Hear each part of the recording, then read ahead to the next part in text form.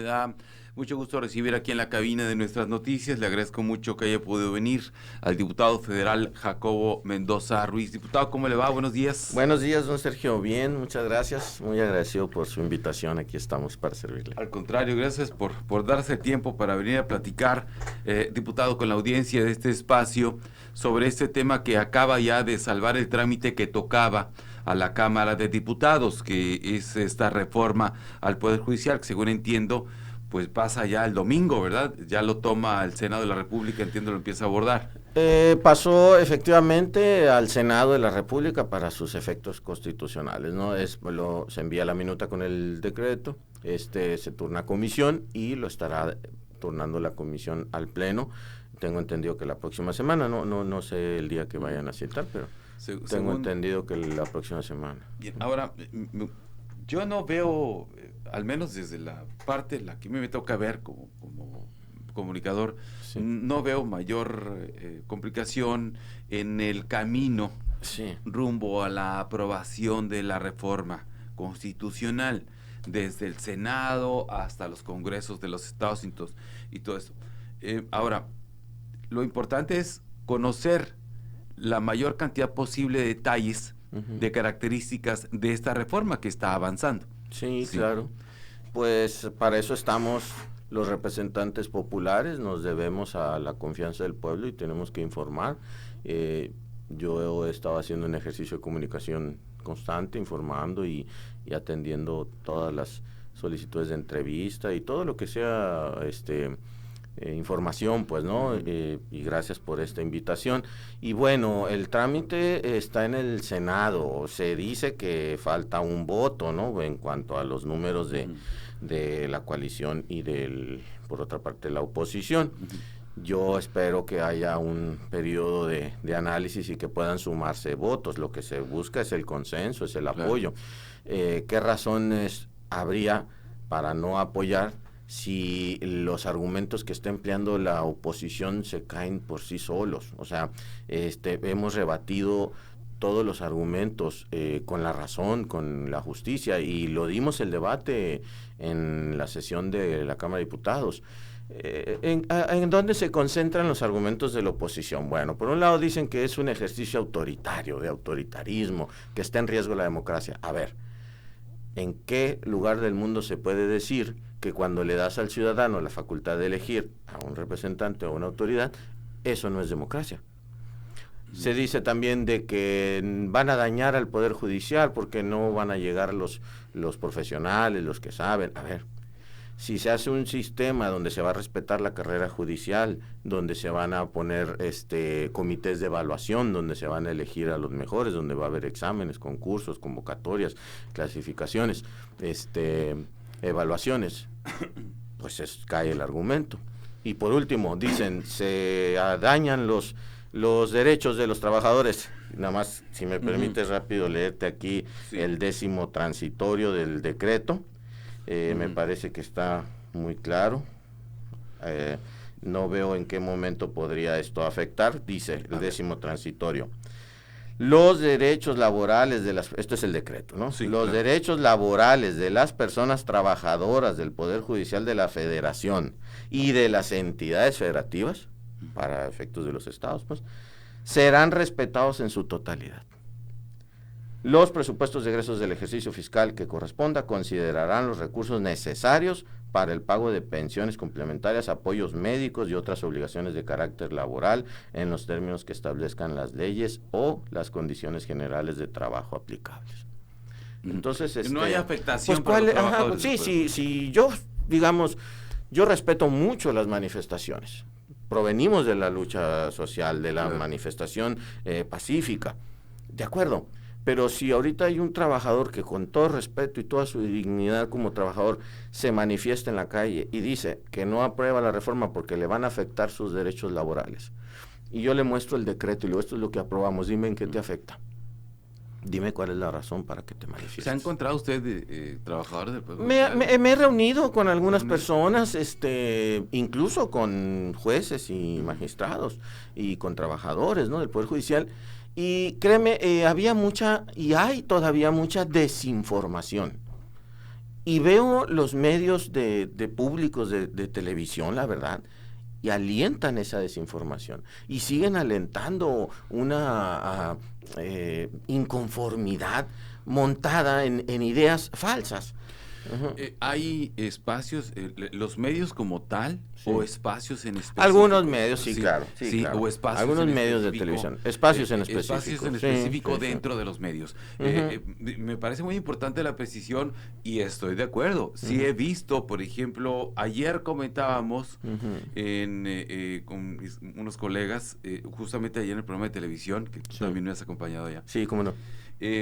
Cómo había gente, comunicadores, periodistas muy acreditados, de mucha experiencia, muy reconocidos, Sí. difundiendo abiertamente mentiras como el hecho de que cualquier recién egresado de la escuela Sí. de Derecho, de cualquier escuela de Derecho, podría llegar a ser juez, magistrado, ministro.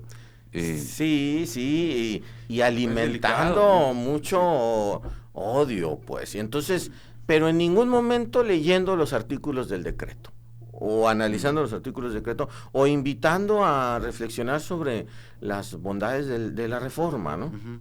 Bien, a ver, entonces vamos siendo por partes. Sí, Sí, hay sí. mucha información, Sí. hay muchos mitos, Sí. sí, y bueno, algunos sí los alcanzan a atajar ustedes, otros caminan y Pues, crecen, ¿no? Tendríamos que estar como participando en cada uno de los Tendrían que programas, tener un ¿no? trabajo de monitoreo Sí, muy imagínate. preciso para Pero eso. la bueno, ciudadanía también sabe sí. dónde informarse. La ciudadanía está muy atenta, ¿eh? Hay Ujú. hay mucha información, Sí. hay demasiada. Sí. Sí, y mucha es, ¿cómo se llama? La llamada infodemia. Ujú. Son la información falsa. Entonces, por eso es importante este tipo de charlas y de visitas como la tuya, diputado, justamente para explicar a la gente. Primero, cualquier persona va a poder llegar a ser juez o ministro o magistrado. Bueno, cualquier persona que cumpla con los requisitos y las condiciones que establezcan la ley, la convocatoria y los comités de evaluación, Ujú. puede llegar si cumple. ¿Cualquier persona tiene derecho? Sí, cualquier persona tiene derecho, pero tiene que someterse a un proceso de evaluación. Ujú. O sea, puede llegar alguien dentro del Poder Judicial. También sí. los que ya están tienen todo el derecho de permanecer si son electos. O sea, Ujú. tienen el derecho de permanecer, desde luego, no se les va a quitar, no, pueden permanecer, es solo que la decisión final la toma el ciudadano. Bien, hablemos de no sé, un magistrado. Sí, juez, magistrado Sí. y hasta los ministros. Incluso los ministros Incluso pueden los ministros volver a pueden- competir. Pueden volver a ¿Esto competir. cuándo va a suceder? Ya en el 2025, en términos del decreto, va a haber un proceso va a haber dos momentos, en 2025 y en 2027, no va a ser todo de golpe, ¿no? Va a ser una etapa en 2025, la de los ministros, sí, en 2025. Se va a reducir su periodo de 15 a 12 años Ujú. y se va a reducir de 11 a 9 los ministros. Ellos no podrán ser reelectos. Nunca. Los que ya ejercieron no podrán ser reelectos. Pueden ahorita permanecer si son electos, pero en una segunda ya no. Ahora, Los magistrados y jueces sí pueden, van a ser por 9 años y tienen derecho a ser reelectos. a ver, me estoy imaginando el momento. ¿Qué van a hacer con los actuales? ¿Los van a... Bueno, si no son electos, ya no pueden desempeñar la función. O sea, ahorita están en el cargo. Están en por funciones, ejemplo, sí. Yasmín Esquivel, Lenia Batres, Norma Piña, por mencionar mujeres. Sí. Que son ministras de la Corte. Son ministras, sí. Entonces, cualquiera de ellas pudiera... Se postulan en el primer proceso. En una candidatura a ministra y permanecer. Sí. Pero si no, entonces tienen que retirar. Tendrían que retirarse. Sí, con sus derechos laborales, ¿no? Con sus derechos laborales. Uh-huh. Sí, ahora, por ejemplo, cualquiera de ellas. No recuerdo cuántos años le quedan. Por ejemplo, voy a tomar el ejemplo de Lenia Batres. Lenia, que fue este año, está ¿no? recién llegada. Sí. Está recién llegada, ¿sí? Ella tendría que postularse. Tiene que necesariamente postularse para permanecer. Si no, se va. Ya concluiría Pero ella fue designada para un periodo. ¿Qué pasa con su periodo? Bueno, que hay una reforma constitucional que la obliga a postularse y a ser electa. Uh-huh. O sea, ya eso sí, ya no aplica el periodo para el que fue no, designada. porque fue designada. En esta ocasión va a ser electa. Uh-huh. Y hay una enorme diferencia entre uno y otro concepto. Pues Sí, entonces, claro. quien es electo por voluntad popular adquiere el carácter de un proceso democrático y además va a ser conforme a la ley, pues, ¿no? ¿Quién va a organizar la elección de jueces? El INE. El INE va a organizar. ¿Las va a empatar con elecciones constitucionales? ¿O? En la de 2025 no, porque es la primera ocasión. Ya a partir del 27 sí. Del 27 ya se empata en el 27, sí. Pues estaríamos, bueno, sí, serían las intermedias. Ya serían las sí, intermedias. Las intermedias, ya tendría la doctora Sheinbaum 3 años. Ya estaría a sí, mitad de mandato. A la mitad de mandato, entonces serían las intermedias de la doctora Sheinbaum, en donde ya se empataría la elección. Por lo pronto, entonces, ahora toca el 25. Eso implica un trabajo extra para el INE y me imagino que presupuesto extra. Y las previsiones presupuestales, sí, pero también, mire, hay algo muy importante que analizar, porque tenemos, y es normal, la idea de que las elecciones son como tradicionalmente las concebimos, precampaña, campaña, medios de información, publicidad, recursos públicos. No, esto no va a ser así. No va a haber campañas, no va a haber precampañas, no va a haber utilización de recursos públicos ni de recursos privados. Lo único es que van a tener acceso a tiempos oficiales del Estado, que son gratuitos por ley, sí. Y se van a distribuir entre los aspirantes que hayan sido ya seleccionados y podrán dar a conocer sus propuestas, su trayectoria, su misión dentro del Poder Judicial, y la gente podrá conocerlos, pero no van a realizar campaña, pues no vamos a ver no van a dar cartelones, ni repartiendo volantes, sí. ni espectaculares, no, nada de eso está permitido. No va a haber gorritas, delatales, así, ni guaris para las tortillas, la bolsa ecológica, sí, ¿no? La bolsa ecológica para el súper y eso, sí, no. Sí. No, biodegradable. Sí, no. Sí. Que cumpla los requisitos del gasto ordinario de campaña, no. Bien, se va a perder el equilibrio de poderes, que el Poder Judicial va a estar sometido bajo las órdenes del Ejecutivo, del Presidente de la República. Han dicho eso y más mentiras y desatinos en el análisis de la reforma.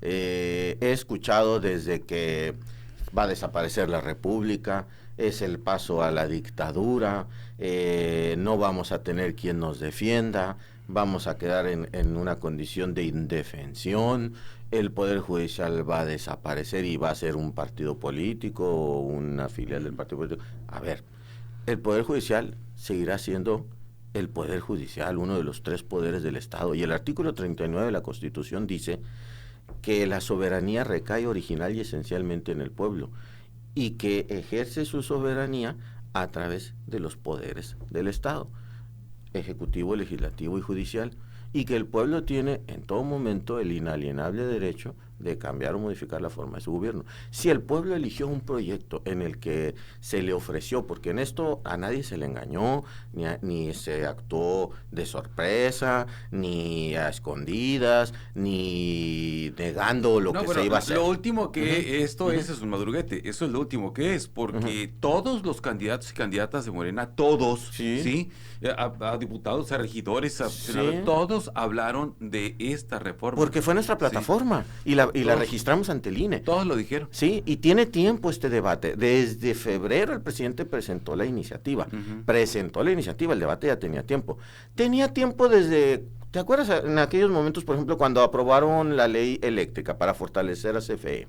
Y que un juez dictó una suspensión general para que no se aplicara. Entonces, dijimos nosotros, tenemos que avanzar en una reforma al Poder Judicial y tenemos que conquistar por voto popular las 2/3 partes, que también se va a corregir eso, de las suspensiones generales, está en el decreto. O sea, no puede un juez atentar contra el poder constituyente. ¿Qué es el poder constituyente? Es el legislativo en su máxima expresión, Cámara de Diputados, Cámara de Senadores y legislaturas de los estados. Juntos constituimos, formamos el poder constituyente que está en la Constitución, la facultad de reformar la Constitución. O sea, un juez ya no va a poder detener una disposición, para efectos generales. ¿En qué sí o en qué no, por ejemplo? En lo individual tú puedes ir y tramitar un amparo y decir, esta ley me afecta en esto y en esto. Y vas y un juez te ampara a ti, Ujú. individual y Entonces, directo. yo pero busco no, el amparo para que a mí no me aplique esa disposición legal. contra acto de autoridad, sí. Sí. Pero no puede un juez eh, invadir su ámbito de competencia y de facultades y detener un proceso de otro poder soberano que tomó una decisión. La Suprema Corte puede decir, esta ley es inconstitucional, sí, pero no un juez de distrito puede suspender una ley porque una persona o un ciudadano se lo... Ha habido muchos casos en esta administración, Sí. que el Tren Maya, que los libros de textos gratuitos, que el fortalecimiento de CFE. Entonces, y lo último que vimos fueron 2 jueces que suspendieron la discusión de la reforma al Poder Judicial. Están excediéndose en sus facultades, ya no tienen límites, pues, y no están facultados para ellos. La ley de amparo dice que no procede el amparo contra reformas constitucionales. Es decir, se excedieron en sus facultades. Vi argumentos de la oposición diciendo que estaba incurriendo en una ilegalidad del Congreso al sesionar, debatir y discutir el tema de la reforma judicial habiendo esa suspensión. Y en el primer debate, en la instalación de Congreso General, cuando se les leyó la Constitución, la Ley de Amparo y las jurisprudencias en la materia, se quedaron callados y ya no volvieron a decir nada más al respecto. No ha sido el tema en las últimas debates. Claro que no. Entonces, Claro. como eso, hay muchas cosas, hay muchas narrativas que han montado en torno a una oposición y a un desacuerdo, a lo que tienen derecho, pero que no mientan. Incluso sí leí, hay varios actores políticos relevantes nacionales que son detractores de la reforma al Poder Judicial, que la han criticado mucho y criticaron mucho a esos jueces, diciendo que ese no era el camino, que no era correcto, no es correcto, que un juez suspendiera la discusión. O sea, aunque no están de acuerdo con la reforma al Poder Judicial, tampoco estaba bien lo que estaban haciendo los jueces. Así es, y no hay ninguna facultad o interpretación ni de la Constitución ni de ley secundaria que les permita invalidar al Poder Constituyente o ya una reforma constitucional. Diputado, a ver, voy a una pregunta muy, muy básica. Entiendo todo la generalidad de cómo se está reformando la Constitución. Aterricémoslo al ciudadano, ¿sí? Al ciudadano de a pie, que es la gran mayoría en este país. ¿Sí? ¿Qué le significa? ¿Qué le beneficia? ¿Qué cambio podrá ver un ciudadano? Mire, yo le puedo decir en términos generales, ¿en qué le perjudica al ciudadano común? En nada. ¿Qué le perjudica ir a un proceso electoral y votar para elegir a un juez, un magistrado, un ministro? A ver, en el proceso electoral de hace unos meses, fue el proceso más grande electoral de todo el país. Se eligieron alrededor de 25,000 cargos de elección popular. Como nunca antes. Como nunca. ¿En qué le afecta al ciudadano vivir en democracia? En nada. Ahora son alrededor de 2,500 cargos, ¿no?, los que van a elegirse en todo el país. Contra 25,000, pues. Oiga, elegimos presidente de la República, presidenta, senadores, diputados federales, diputados locales, presidentes municipales, hasta regidores. ¿Por qué no jueces, magistrados y ministros? Y se van a postular por circuitos, como le Por llaman. circuitos judiciales, sí, Por como circuitos están se van a ellos postular. organizados, sí. Bien, a ver, es que está interesante siempre conocer. Yo he explicado o he intentado explicar en base al conocimiento, que mi conocimiento es limitado porque yo no soy legislador y no soy abogado, explicar que esto que estamos viviendo en México en este momento es una etapa muy importante. Pero muy, tu muy opinión importante. es muy valiosa, Sergio, porque eres un medio de comunicación respetado, con una amplia experiencia, con una gran trayectoria y equilibrado en las opiniones, que era lo que estábamos comentando ahorita. Procuramos. Muchos también, tampoco Gracias. somos abogados, no soy abogado, pero tengo el sentido común y el valor de entender lo que conviene o no como nación. A ver, viene esta reforma que está caminando, era una reforma que se antojaba necesaria, de la que se ha venido hablando. A lo mejor el presidente tiene una narrativa muy convincente, ¿sí? Entonces, y él le explica de manera muy sencilla las cosas, pero recordemos que hace 29, 30 años no se reformaba, el Poder Judicial. Entonces, claramente, la mayoría de las personas en este país tenemos una experiencia negativa, por decirlo suavecito, o ya sea con el sistema o de procuración o de impartición de justicia. Sí, Sergio. Entonces, así la gente la arropó. Así es, eso tiene que cambiar. La gente quiere que cambie el Poder Judicial. Y hago dos apuntes a raíz de tu comentario. Número uno, ¿por qué el presidente comunica fácilmente?